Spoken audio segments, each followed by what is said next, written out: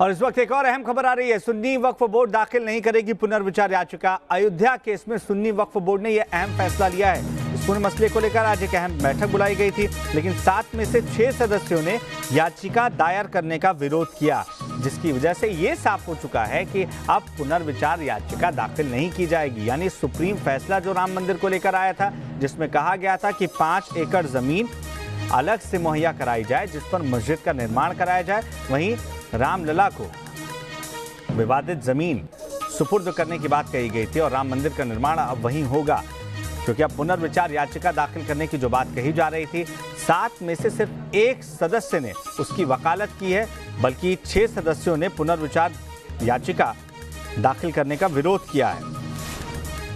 तो सुन्नी वक्फ बोर्ड राम मंदिर के मामले में कोई भी पुनर्विचार याचिका दाखिल नहीं करने वाली है।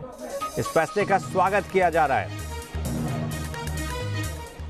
तो लगातार इस पर नजरें टिकी हुई थी कि आखिर क्या कुछ फैसला होता है, क्योंकि लंबे अरसे से ये मामला कोर्ट की दहलीज पर था और इस पर जब सुप्रीम फैसला आया तो उम्मीद जाहिर की गई कि एक लंबे समय बाद ही सही एक ऐसे मसले का समाधान मिल रहा है जिस पर पूरी दुनिया की निगाहें टिकी हुई हैं। लेकिन उसके बाद फिर से ये कहा जाने लगा कि सुन्नी वक्फ बोर्ड इस पूरे मसले को लेकर पुनर्विचार याचिका भी दाखिल कर सकता है।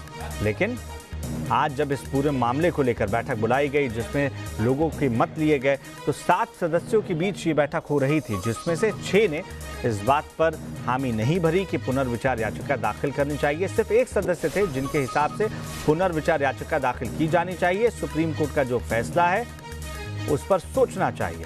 रतीश त्रिवेदी हमारे सहयोगी ज्यादा जानकारी के साथ जुड़ चुके हैं। रतीश, क्या इस मामले पर भी फैसला हुआ है कि 5 एकड़ जमीन मस्जिद के लिए ली जानी चाहिए, कबूल है या नहीं? नहीं, फिलहाल देखिए, जिस सुन्नी वक्फ बोर्ड की जो आज बैठक हो रही थी उसमें फिलहाल ये फैसला तो किया गया है कि रिव्यू पिटीशन जो है उसको दाखिल नहीं किया जाएगा।